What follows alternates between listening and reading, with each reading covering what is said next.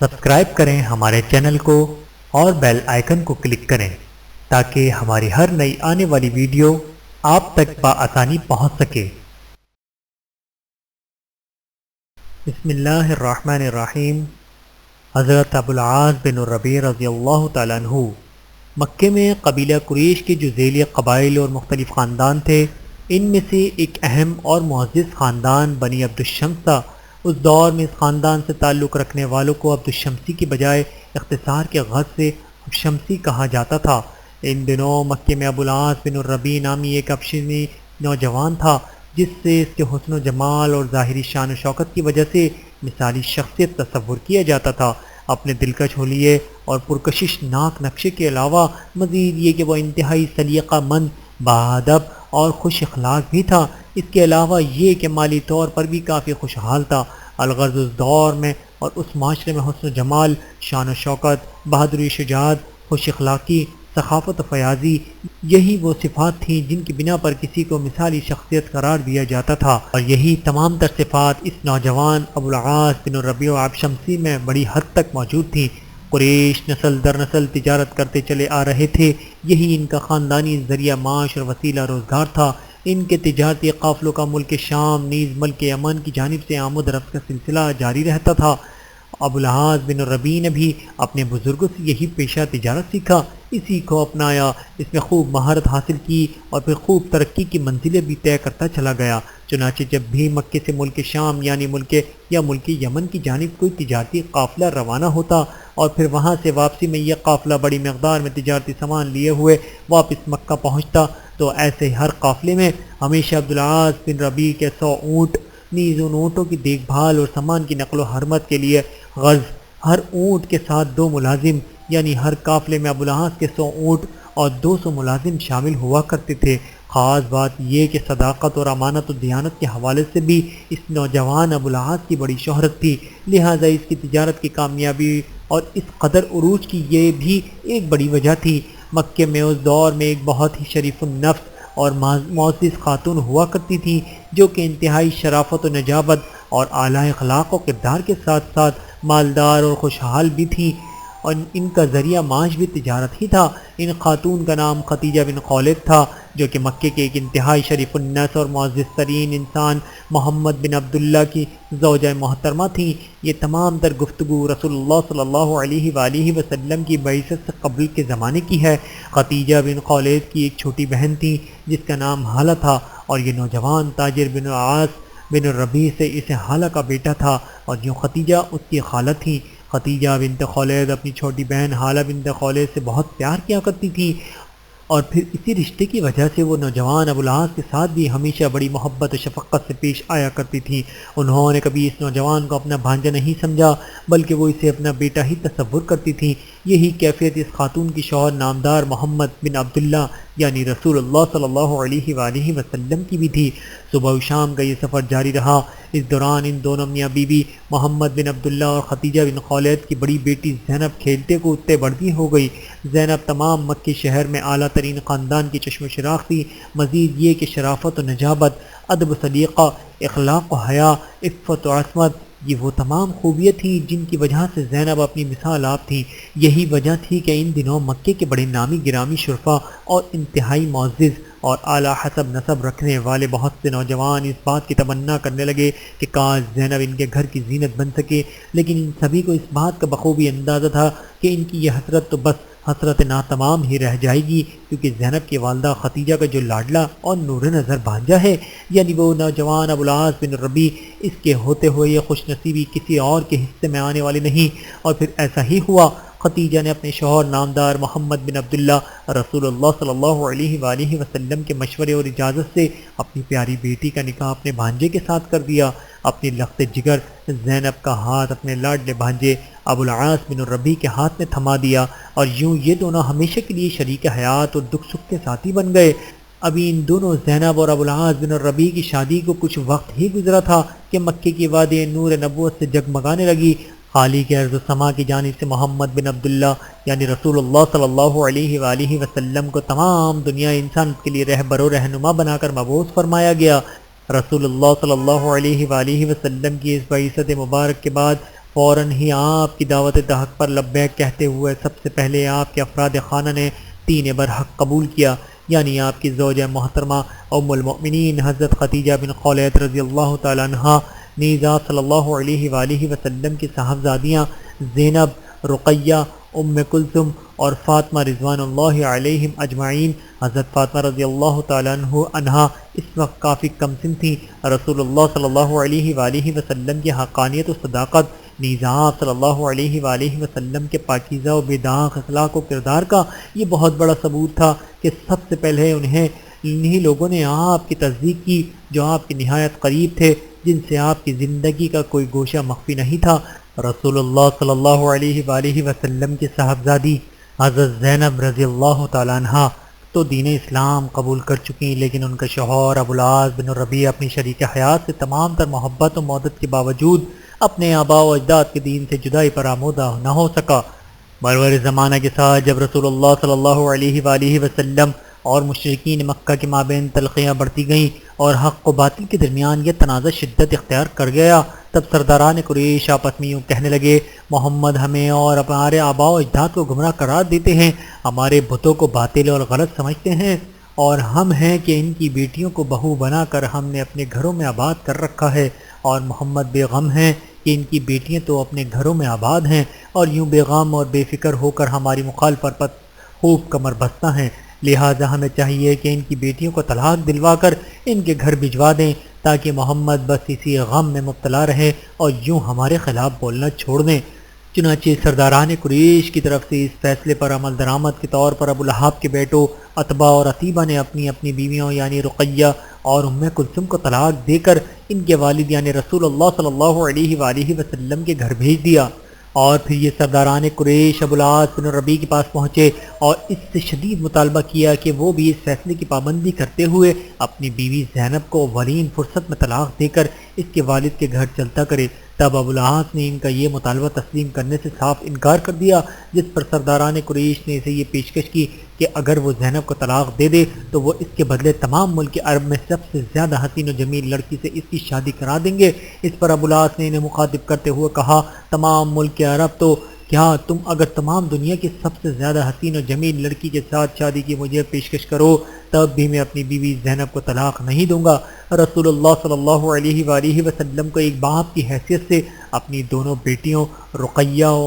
ام کلثوم کے طلاق کا غم تو ضرور تھا، البتہ ساتھ ہی یہ اطمینان بھی تھا کہ چلو یہ نامناسب اور بیجوڑ رشتہ خود ہی ختم ہو گیا اور یوں نجات نصیب ہو گئی۔ البتہ بڑی بیٹی زینب کا معاملہ آپ صلی اللہ علیہ وآلہ وسلم کے لیے پریشان کن تھا کہ ابوالعاص اس سے بہت زیادہ محبت کرتا تھا، اس کی انتہائی عزت بھی کرتا تھا، کسی صورت اسے طلاق دینے پر آمادہ نہیں تھا، لیکن دین اسلام قبول کرنے کے لیے بھی تیار نہیں تھا۔ ایسے میں آپ صلی اللہ علیہ وآلہ وسلم نہ تو اسے دین اسلام قبول کرنے پر مجبور کر سکتے تھے، کیونکہ عقیدہ و ایمان کا تعلق تو انسان کی سوچ اور دل دماغ سے ہوا کرتا ہے، لہذا زور اور زبردستی سے تو یہ کام ممکن ہی نہیں، نہ ہی آپ صلی اللہ علیہ وآلہ وسلم کے پاس اتنی طاقت یا اور کوئی ایسی ذریعہ تھا کہ جسے بروئے کار لاتے ہوئے آپ ابوالعاص کو مجبور کرتے کہ وہ زینب کو طلاق دے دے، اور پھر یہ کہ اس وقت تک مشرک کے ساتھ نکاح کی حرمت کا شرعی حکم بھی نازل نہیں ہوا تھا، لہذا آپ صلی اللہ علیہ وآلہ وسلم نے اس معاملے کو بس اللہ کے حوالے کر دیا۔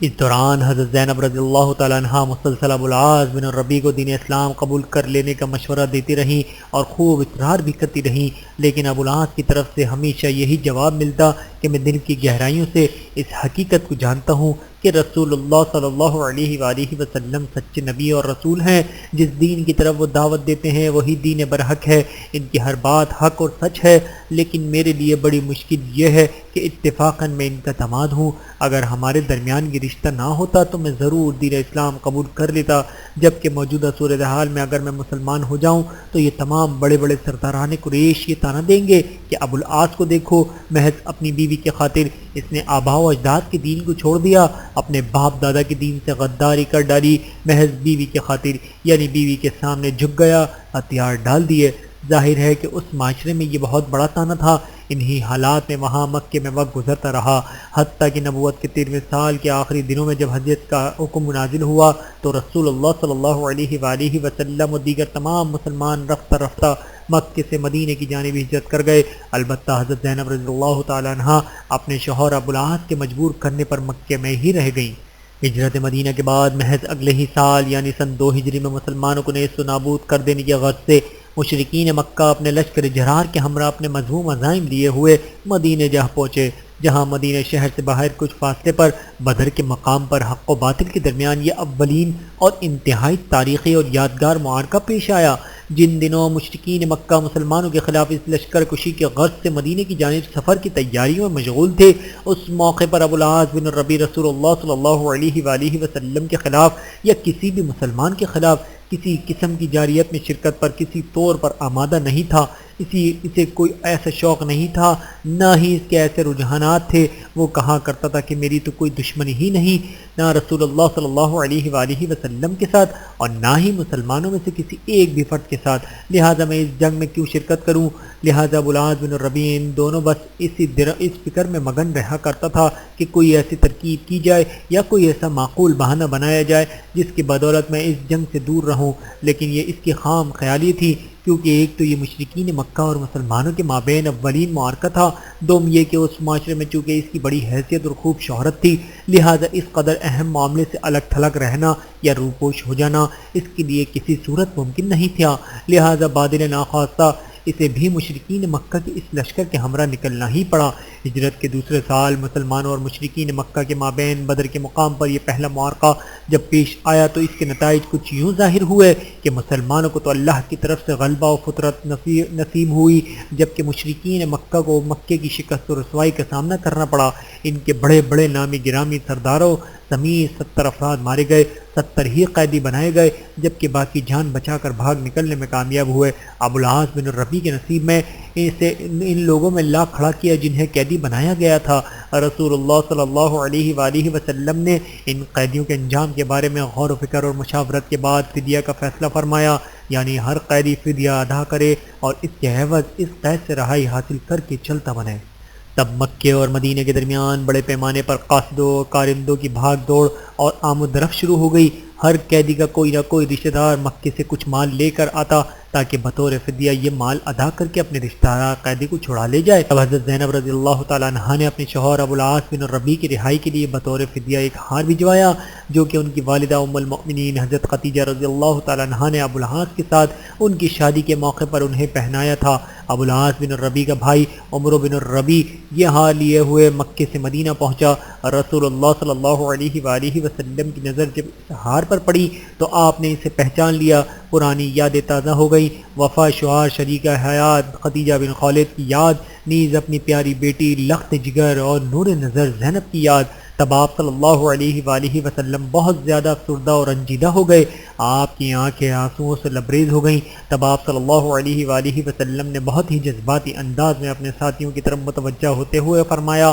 زینب نے اپنے قیدی کی رہائی کی غرض سے یہ ہار بھجوایا ہے، اگر آپ لوگ مناسب سمجھیں تو اس کے قیدی کو یہ فدیہ لیے بغیر ہی رہا کر دیا جائے اور زینب کا یہ ہار بھی اسے لوٹا دیا جائے۔ اس پر سبھی نے بیک زبان عرض کیا، اے اللہ کے رسول، آپ کی بات ہماری ریسر آنکھوں پر یوں ابوالعاص بن الربیع کی رہائی بغیر فدیہ لیے طے پا گئی۔ البتہ اس کی رہائی سے قبل رسول اللہ صلی اللہ علیہ وآلہ وسلم نے یہ شرط رکھی کہ وہ رہائی کے بعد واپس مکہ پہنچے ہی زینب کو بچوں سمیت بحفاظت مکے سے مدینہ کی جانب روانہ کر دے گا۔ چنانچہ رہائی کے بعد مکہ پہنچتے ہی ابوالعاص بن الربیع نے زینب کو سفر کی تیاری کی تاکید کی۔ اس دوران رسول اللہ صلی اللہ علیہ وآلہ وسلم نے حضرت زید بن حارثہ رضی اللہ تعالیٰ عنہ کو نیز انصار مدینہ میں سے ایک شخص کو مدینہ سے مکے کی جانب روانہ فرمایا تاکہ وہ مکہ شہر سے باہر کسی مناسب مقام پر رک کر زینب کا انتظار کر سکیں اور پھر انہیں اپنی تحویل میں لیے ہوئے بحفاظت مدینہ تک لا سکیں۔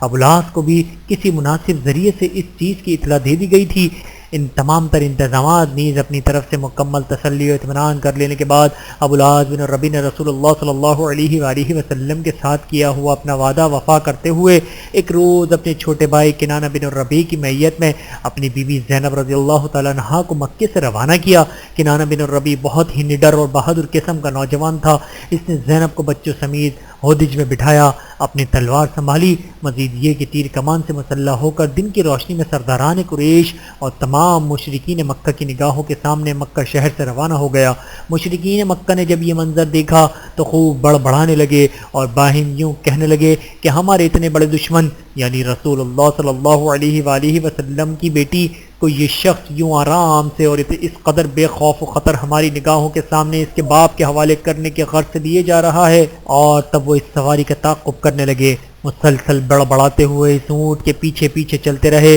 اور یوں رفتہ رفتہ مجمع بڑھتا گیا اور ان کے لب و لہجے میں شدت و تلخی آتی گئی۔ اس دوران کچھ لوگ نے اس قدر زور سے اس ہودج کو دھکا دیا کہ حضرت زینب رضی اللہ تعالیٰ عنہا توازن برقرار نہ رکھ سکی اور اونٹ سے نیچے آ گری۔ سخت پتھریلی زمین پر گرنے کی وجہ سے انہیں کافی چوٹیں آئیں، نیز چونکہ ان دنوں وہ امید سے تھی لہٰذا ان چوٹوں کی وجہ سے موقع پر ہی وہ حمل بھی ضائع ہو گیا۔ یہ چیز ان کے لیے جسمانی چوٹوں کے علاوہ بڑی ذہنی نفسیاتی صدمے کا سبب بھی بنی اور یوں ان کی طبیعت کافی ناساز ہو گئی۔ نوجوان اور جوشیلا کنانہ بن الربیع جو کہ اب تک ڈٹا ہوا تھا اور اکیلا ہی اس اتنے بڑے ہجوم کا سامنا کرنے پر مصر تھا، لیکن اب اس نے جب حضرت زینب رضی اللہ تعالیٰ عنہ کی یہ نازک صورتحال دیکھی تو وہ سوچ میں پڑ گیا۔ ادھر سرداران قریش میں سے ابو سفیان جو اس وقت تک مسلمان نہیں ہوئے تھے نے جب اس تازہ صورتحال کی وجہ سے کنانہ بن الربیع کو قدر متردد اور گھومگو کی کیفیت میں دیکھا تو انہوں نے موقع غنیمت جانتے ہوئے اس کے قریب جا کر محبت بھرے انداز میں سرگوشی کرتے ہوئے یوں کہا، بھتیجے کہ اپنا تیر کمان ذرا نیچے کرو اور ٹھنڈے دل کے ساتھ میری بات غور سے سنو۔ کنانہ نے کہا، بولیے۔ اس پر ابو سفیان نے کہا، ابھی چند روز ہی قبل ہی محمد صلی اللہ علیہ وآلہ وسلم اور ان کے ساتھیوں کے ہاتھوں بدر کے میدان میں ہمیں کس قدر ذلت آمیز شکست و ہزیمت کا سامنا کرنا پڑا ہے۔ تمام عرب قبائل میں ہم بے عزت ہو کر رہ گئے ہیں اور تم ہو کہ ہمارے اتنے بڑے دشمن کی اس بیٹی کو یوں دن دہاڑے ہم سب کی نگاہوں کے سامنے لیے جا رہے ہو تاکہ اسے بحفاظت اس کے باپ تک پہنچا دو اور ہم بے بس لاچار کھڑے ہوئے بس منہ تکتے رہیں۔ پھر قدر توقف کے بعد مزید کہا، اگر تم اس طرح زینب کو ہماری نگاہوں کے سامنے مکے سے نکال کر لے گئے تو تمام عرب قبائل ہمیں مزید بزدلی کا طعنہ دیں گے اور ہم کسی کو منہ دکھانے کے قابل نہیں رہیں گے، لہٰذا بھتیجے میری نصیحت قبول کر لو، اسے فی الحال واپس گھر لے جاؤ تاکہ ہم بے عزتی سے بچ جائیں۔ اور پھر چند روز بعد مناسب موقع دیکھ کر کبھی رات کے اندھیرے میں اسے لیے ہوئے مکہ سے نکل جانا۔ تب حضرت زینب رضی اللہ تعالیٰ عنہا کی نازک صورتحال کے پیش نظر کنانہ بن الربیع ابو سفیان کی اس نصیحت کو قبول کرتے ہوئے حضرت زینب کو ہمراہ لیے ہوئے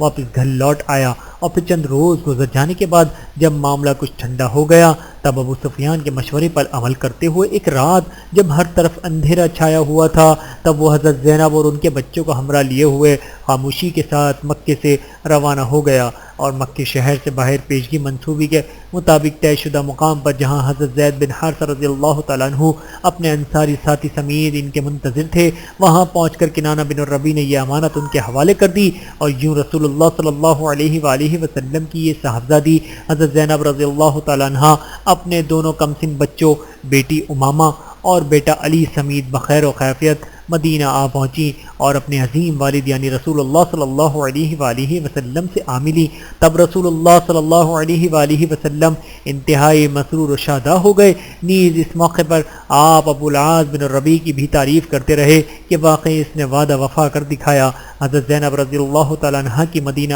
آمد غزوہ بدر کے فوری بعد یعنی سن 2 ہجری میں تھی۔ اس کے بعد وقت کا سفر جاری رہا، تقریباً 5 سال کا طویل عرصہ بیت گیا۔ اس دوران حضرت زینب رضی اللہ تعالیٰ عنہ کے لیے کتنے ہی رشتے آئے، بہت ہی اچھے اعلیٰ خاندانی اور انتہائی شریف النفس قسم کے لوگ مسلسل رشتے بھیجتے رہے، مگر حضرت زینب رضی اللہ تعالیٰ عنہ مسلسل معذرت ہی کرتی رہیں، محض اس امید پر کہ کاش شاید کبھی ابو العاص بن الربیع مسلمان ہو جائے اور مکے سے مدینہ چلا آئے، اور یوں ماہ 10 سال گزرتے چلے گئے، اور پھر سن 7 ہجری میں یہ واقعہ پیش آیا کہ ایک بار ابو العاص بن ربیع 100 اونٹوں نیز 170 ملازمین پر مشتمل اپنے تجارتی قافلے سمیت ملک شام سے واپس مکے کی طرف محو سفر تھا۔ راستے میں یہ قافلہ جب مدینے کے قریب سے گزر رہا تھا تب مسلمانوں کے ایک دستے نے اس قافلے کو روکا، مال اپنے قبضے میں لے لیا اور تمام افراد کو قیدی بنا لیا۔ البتہ ابو العاص بن ربیع بچ نکلنے میں کامیاب ہو گیا۔ اس کے بعد ابو العاص بن ربیع کچھ عرصہ خفیہ طور پر مدینے کے آس پاس ادھر ادھر گھومتا رہا۔ آخر ایک رات تاریکی کا فائدہ اٹھاتے ہوئے وہ خفیہ طور پر مدینہ شہر میں داخل ہوا اور کسی نہ کسی طرح انجان بھر کر بھیس بدل کر لوگوں سے پوچھتا ہوا حضرت زینب رضی اللہ تعالیٰ عنہا کے گھر تک پہنچنے میں کامیاب ہو گیا۔ اس کی یوں بالکل اچانک آمد پر حضرت زینب رضی اللہ تعالیٰ عنہا انتہائی حیرت زدہ رہ گئیں۔ تب اس موقع پر اس نے حضرت زینب رضی اللہ تعالیٰ عنہا سے اپنے لیے پناہ طلب کی، جس پر انہوں نے اسے پناہ دے دی۔ اور پھر جب صبح کی روشنی پھیلنے لگی، مدینہ شہر میں مسجد نبوی کے مینار سے بلند ہونے والی اذان کی صدا گونجنے لگی۔ رسول اللہ صلی اللہ علیہ وآلہ وسلم و دیگر مسلمان نماز فجر کی ادائیگی کے لیے مسجد پہنچے۔ نماز سے فراغت کے فوری بعد اچانک وہاں عورتوں کے لیے مخصوص حصے میں سے حضرت زینب رضی اللہ تعالیٰ عنہ کی آواز بلند ہوئی، جو یوں کہہ رہی تھی: لوگو، میں زینب بنت محمد ہوں، میں آج ابو العاص کو اپنے گھر میں پناہ دے چکی ہوں، لہٰذا تم سب بھی اسے پناہ دے دو، یعنی میں نے اسے جو پناہ دی ہے سب لوگ اس چیز کا لحاظ کریں اور کوئی شخص ابو العاص کو پریشان نہ کرے۔ حضرت زینب رضی اللہ تعالیٰ عنہ کی یہ آواز اور ان کی طرف سے یہ بالکل ہی غیر متوقع اور عجیب و غریب اعلان سننے کے بعد لوگ حیرت کی وجہ سے ادھر ادھر دیکھنے لگے۔ خود رسول اللہ صلی اللہ علیہ وآلہ وسلم کو بھی انتہائی تعجب ہوا اور آپ نے نمازیوں کی طرف متوجہ ہوتے ہوئے دریافت فرمایا: جو کچھ میں سن رہا ہوں کیا تم نے بھی یہی کچھ سنا ہے؟ سب نے عرض کیا: جی اے اللہ کے رسول، ہم بھی یہی سن رہے ہیں۔ اس پر آپ صلی اللہ علیہ وآلہ وسلم نے فرمایا: اللہ کی قسم، مجھے تو اس بارے میں کچھ علم ہی نہیں ہے، بس جس طرح تم لوگ ابھی پہلی بار یہ سب کچھ سن رہے ہو بینا اسی طرح میں بھی پہلی بار ہی سن رہا ہوں۔ اور پھر آپ صلی اللہ علیہ وآلہ وسلم اپنی بیٹی زینب کے گھر تشریف لے گئے اور انہیں ابو العاص بن ربیع کے ساتھ حسن سلوک کی تاکید فرمائی۔ البتہ اس موقع پر آپ نے انہیں یہ تنبیہ بھی فرما دی کہ اب تم دونوں کے درمیان رشتہ زوجیت برقرار نہیں ہے تا وقت کہ وہ دین اسلام قبول کر لے۔ اس کے بعد رسول اللہ صلی اللہ علیہ وآلہ وسلم نے مسلمانوں کے اس دستے سے تعلق رکھنے والے افراد کو بلوایا جنہوں نے ابو العاص کے اس قافلے کو روکا تھا اور مال و اسباب قبضے میں لے لیا تھا۔ آپ صلی اللہ علیہ وآلہ وسلم نے انہیں مخاطب کرتے ہوئے فرمایا: ابو العاص کا ہم سے جو تعلق ہے وہ تم سبھی کے علم میں ہے۔ تم لوگوں نے اس کے مال پر یہ جو قبضہ کر لیا ہے، تم لوگ اگر احسان اور بھلائی کے طور پر اس کا مال اسے لوٹا دو تو یہ اچھی بات ہوگی، اور اگر تم ایسا نہ کرو تب بھی کوئی حرج نہیں، کیونکہ یہ اللہ کی طرف سے تمہارے لیے مال غنیمت ہے اور تم ہی اس کے زیادہ حقدار ہو۔ غور طلب بات یہ ہے کہ وہ دور چل رہا تھا جب مسلمان تنگی و مفلسی کے شکار تھے۔ فتوحات کا اور پھر بڑے پیمانے پر مال غنیمت کی آمد کا کوئی سلسلہ اس وقت تک شروع نہیں ہوا تھا، لیکن اس کے باوجود رسول اللہ صلی اللہ علیہ وآلہ وسلم کی زبان مبارک سے یہ گفتگو سنتے ہی ان سب نے بلا تردد اور بے زبان فوری جواب دیا: اے اللہ کے رسول، ابو العاص کا مال ہم اسے واپس لوٹا دیتے ہیں۔ اس کے بعد جب ابو العاص بن ربیع اپنا مال و اسباب وصول کرنے کی غرض سے وہاں پہنچا اور ان مسلمانوں کے ساتھ کچھ تعارف ہوا اور گفتگو وغیرہ ہوئی، تب ان مسلمانوں نے محسوس کیا یہ تو بہت ہی شریف النفس اور انتہائی با اخلاق قسم کا انسان ہے، اور تب وہ آپس میں سرگوشیاں کرتے ہوئے یوں کہنے لگے: اس قدر شریف اور با اخلاق انسان یہ ابو العاص، کاش یہ مسلمان ہو جاتا۔ اور پھر وہ سب اس کی طرف متوجہ ہوتے ہوئے بولے: ابو العاص، آپ کس قدر شریف انسان ہیں، مکے میں بھی آپ کا تعلق تو بہت ہی اعلیٰ اور شریف خاندان سے ہے، مزید یہ کہ رسول اللہ صلی اللہ علیہ وآلہ وسلم کے ساتھ آپ کا کس قدر قریبی رشتہ ہے، لہٰذا ہمارا مشورہ یہ ہے کہ آپ مسلمان ہو جائیے، اس سے آپ کو جدونی فائدہ ہوگا، وہ یقیناً اپنی جگہ، لیکن مزید یہ کہ اس طرح آپ آرام سے اپنی باقی زندگی یہاں مدینہ میں اپنے اہل و عیال کے ساتھ بسر کر سکیں گے۔ اس کے علاوہ مزید یہ کہ آپ اس قافلے میں بڑی مقدار میں دیگر مشرکین مکہ کا جو سامان تجارت ہے وہ مال غنیمت کے طور پر آپ کی ملکیت میں آ جائے گا۔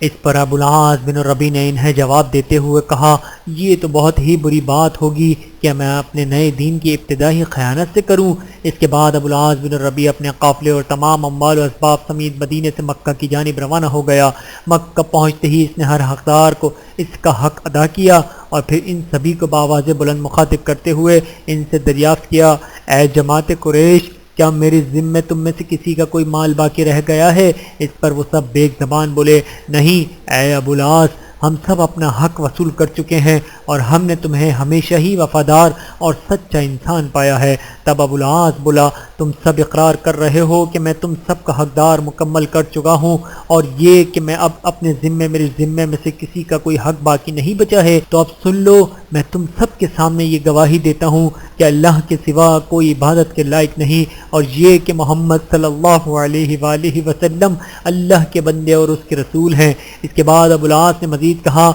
میری تو یہ دلی خواہش تھی کہ میں مدینہ میں ہی اپنے قبول اسلام کا اعلان کر دیتا، لیکن مجھے اندیشہ تھا کہ کہیں تم لوگ یہ گمان نہ کرنے لگو کہ میں محض تمہارا مال ہتھیانے کے لیے مسلمان ہو گیا ہوں، لہٰذا اس بدگمانی سے بچنے کی خاطر میں نے اس معاملے کو مؤخر کیا، اور اب جب کہ میں تم سب کا حق مکمل ادا کر چکا ہوں تو میں مکمل بے فکری اور اطمینان کے ساتھ اپنے قبول اسلام کا اعلان کر رہا ہوں۔ اور یوں ابو العاص اب رسول اللہ صلی اللہ علیہ وآلہ وسلم کے جلیل القدر صحابی حضرت ابو العاص بن الربیع رضی اللہ تعالیٰ عنہ بن گئے، اور پھر وہ اولین فرصت میں مکے سے دوبارہ مدینے کی جانب مہوئے سفر ہو گئے۔ وہاں پہنچتے ہی رسول اللہ صلی اللہ علیہ وآلہ وسلم کی خدمت میں حاضری دی اور عرض کیا، گزشتہ بار میں پناہ کی طلب میں یہاں آیا تھا، لیکن اس بار میں مسلمان بن کر یہاں آیا ہوں تاکہ آپ کے سامنے اللہ کی وحدانیت کا اور آپ کی رسالت کا اقرار کر سکوں۔ اور پھر رسول اللہ صلی اللہ علیہ وآلہ وسلم کی موجودگی میں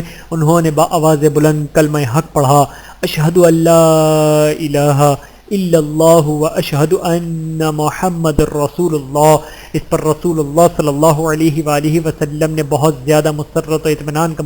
اظہار فرمایا، اور پھر اپنی بیٹی زینب کی مرضی معلوم کرنے کے بعد ان دونوں کو دوبارہ اکثر اہل علم کے بقول پرانے نکاح پر ہی میاں بیوی کی حیثیت سے زندگی بسر کرنے کی اجازت مرمت فرمائی، اور یوں سالہ سال کی اس طویل جدائی کے بعد اب یہ دونوں میاں بیوی اپنے دونوں بچوں امامہ اور علی سمیت دوبارہ ہنسی خوشی زندگی بسر کرنے لگے، اور زندگی دوبارہ روا دوا ہو گئی۔ یوں ان کی اس نئی زندگی پر رسول اللہ صلی اللہ علیہ وآلہ وسلم بھی بہت زیادہ مسرت کا اظہار فرمایا کرتے، نیز ان کے ساتھ انتہائی شفقت و محبت کا معاملہ فرمایا کرتے تھے۔ ان دنوں آپ صلی اللہ علیہ وآلہ وسلم اکثر ابو العاص رضی اللہ تعالیٰ عنہ کے بارے میں یہ تعارفی کلمات ارشاد فرمایا کرتے تھے، ابو العاص نے میرے ساتھ ایک بات طے کی تھی اور پھر اپنی اس بات کو سچ کر دکھایا، مجھ سے ایک وعدہ کیا تھا اور پھر اپنا وعدہ وفا کر دکھایا۔ یعنی غزوہ بدر کے موقع پر جب ابو العاص مسلمانوں کے ہاتھوں قیدی بن گئے تھے،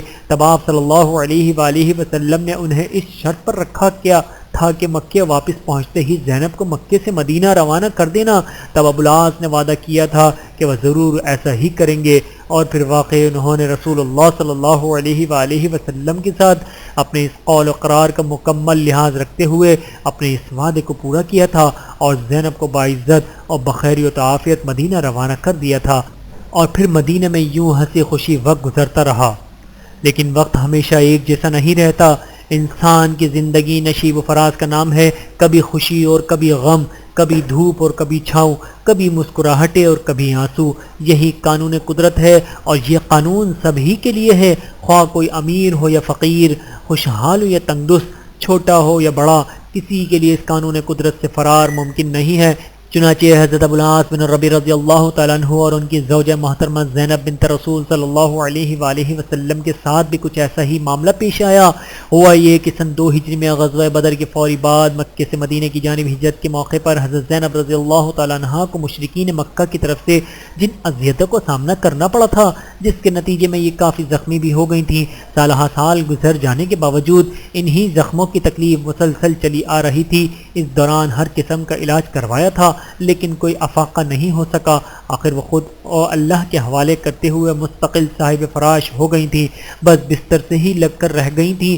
اور اب مرور زمانہ کے ساتھ طبیعت مزید بگڑنے لگی تھی۔ سن 2 ہجری میں ان دونوں میاں بیوی میں دوری ہوئی تھی۔ سالہ سال کی طویل جدائی اور انتظار کے بعد آخر سن 7 ہجری میں دوبارہ یہ دونوں یکجا ہوئے تھے، لیکن اس کے بعد ابھی محض چند مہینے ہی گزرے تھے کہ سن 8 ہجری کے بالکل ابتدائی دنوں میں زینب جہان فانی سے منہ موڑ گئیں، جب ان کی عمر محض 30 سال تھی۔ یوں عین جوانی کی عمر میں سب کو افسردہ اور رنجیدہ چھوڑ کر چلتی بنی۔ زینب کی وفات ظاہر ہے کہ ابو العاص رضی اللہ تعالیٰ عنہ کے لیے بالکل بلکہ خود رسول اللہ صلی اللہ علیہ وآلہ وسلم کے لیے بہت ہی بڑا صدمہ تھا۔ اسی افسردگی کے ماحول میں اور انتہائی سوگوار فضا میں حضرت زینب رضی اللہ تعالیٰ عنہ کی تجہیز و تکفین کے مراحل سے گزرنے کے بعد جب تدفین کا مرحلہ آیا تو اس موقع پر آپ صلی اللہ علیہ وآلہ وسلم خود قبر میں اترے۔ تدفین کے اس عمل کے دوران آپ پر رقت طاری ہو گئی، تب آپ انتہائی خشوع و خضوع کے ساتھ اپنے رب سے دعا و مناجات میں مشغول ہو گئے۔ اس موقع پر آپ کی زبان پر بار بار یہ الفاظ آتے، اے اللہ تو جانتا ہے کہ میری بیٹی زینب بہت ہی کمزور اور ناتواں ہے، اس لیے اے اللہ اس کے ساتھ رحمت و مہربانی کا معاملہ فرمانا۔ اپنی پیاری بیٹی زینب کی وفات پر جس طرح رسول اللہ صلی اللہ علیہ وآلہ وسلم بہت زیادہ افسردہ تھے، اسی طرح یہ صدمہ عبدالعاص بن ربیعہ رضی اللہ تعالیٰ عنہ کے لیے بھی ناقابل برداشت تھا۔ چنانچہ ان دنوں وہ اکثر دنیا مافیا سے بے خبر، اداس اور پریشان نظر آیا کرتے تھے، حتیٰ کہ اٹھتے بیٹھتے گھومتے پھرتے ہر وقت آنکھوں سے بے اختیار آنسو بہتے رہتے تھے۔ ان دنوں بعض اوقات لوگوں نے رسول اللہ صلی اللہ علیہ وآلہ وسلم کو انتہائی شفقت و محبت کے ساتھ خود اپنے دست مبارک سے ابو العاص کی آنکھوں سے آنسو صاف کرتے ہوئے بھی دیکھا۔ رسول اللہ صلی اللہ علیہ وآلہ وسلم کی طرف سے ان سبھی کے ساتھ بہت زیادہ محبت و شفقت کا معاملہ تو پہلے سے ہی چلا آ رہا تھا، حتیٰ کہ آپ صلی اللہ علیہ وآلہ وسلم اکثر امامہ کو گود میں اٹھائے ہوئے ہی نماز بھی پڑھ لیا کرتے تھے۔ البتہ اب ان بچوں کی ماں یعنی حضرت زینب کی وفات کے بعد اس محبت و شفقت اور خبرگیری کے جذبے میں مزید اضافہ ہو گیا تھا، حتیٰ کہ سن 8 ہجری میں فتح مکہ کے انتہائی یادگار اور تاریخی موقع پر جب کسی جشن یا شان و شوکت کے مظاہرے کی بجائے آپ صلی اللہ علیہ وآلہ وسلم عاجزی و انکساری کے ساتھ بہت ہی خشوع و خضوع کا مظاہرہ کرتے ہوئے اپنے رب کے سامنے گردن جھکائے ہوئے اس کی تسبیح اور حمد و ثنا بیان کرتے ہوئے مکہ شہر میں داخل ہو رہے تھے، تب اس تاریخی موقع پر آپ صلی اللہ علیہ وآلہ وسلم نے زینب کے اسی کم سن بیٹے علی کو اپنے ہمراہ اونٹ پر بٹھا رکھا تھا۔ آپ صلی اللہ علیہ وآلہ وسلم کی پیاری بیٹی ابو العاص بن ربیعہ رضی اللہ تعالیٰ عنہ کی زوجہ محترمہ حضرت زینب رضی اللہ تعالیٰ عنہ کی وفات کے بعد مدینہ میں ابھی محض چند ماہ ہی گزرے تھے کہ ایک اور انتہائی افسوسناک واقعہ یہ پیش آیا کہ ابو العاص کا یہ کم سن بیٹا علی بیمار پڑ گیا اور چند دن کے اس بخار کے بعد اچانک ہی داغ مار قتل دے گیا۔ یہ واقعہ رسول اللہ صلی اللہ علیہ وآلہ وسلم کے لیے نیز ابو العاص کے لیے مزید بہت بڑے رنج و الم کا باعث بنا، جس کا نتیجہ یہ ہوا کہ ابو العاص اب خود کو سنبھال نہ سکے، مسلسل بستر علالت پر ہی اب ان کے شب و روز بسر ہونے لگے۔ سن 8 ہجری کے ابتدائی دنوں میں رسول اللہ صلی اللہ علیہ وآلہ وسلم کی صاحبزادی ابو العاص بن ربیعہ رضی اللہ تعالیٰ عنہ کی زوجہ محترمہ حضرت زینب رضی اللہ تعالیٰ عنہ کا انتقال ہوا تھا، اور پھر اسی سال کے آخر میں ان کے کمسن بیٹے علی کی وفات ہوئی۔ اس کے بعد سن 11 ہجری کے ابتدائی مہینوں میں 12 ربیع الاول رسول اللہ صلی اللہ علیہ وآلہ وسلم کی رحلت کا سانحہ پیش آیا، اور بالآخر اس کے اگلے ہی سال سن 12 ہجری میں حضرت ابو العاص بن ربیعہ رضی اللہ تعالیٰ عنہ بھی اس جہان فانی سے کوچ کرتے ہوئے اپنے رب سے جا ملے۔ اللہ تعالیٰ جنت الفردوس میں ان کے درجات بلند فرمائے، آمین ثم آمین۔ ربنا تقبل منا انك انت السميع العليم وتب علينا انك انت التواب الرحيم واخر دعوانا ان الحمد لله رب العالمین۔ ویڈیو دیکھنے کا بہت شکریہ۔ مزید ویڈیوز دیکھنے کے لیے ہمارے چینل کو سبسکرائب کریں۔ اگر ویڈیو پسند آئے تو لائک کریں۔ اچھی بات کو دوسروں تک پہنچانا صدقہ جاریہ ہے۔ جزاکم اللہ خیرا کثیرا۔ اپنا اور اپنے پیاروں کا بہت زیادہ خیال رکھیے گا اور مجھے دعاؤں میں یاد رکھیے گا۔ Take care. اللہ حافظ۔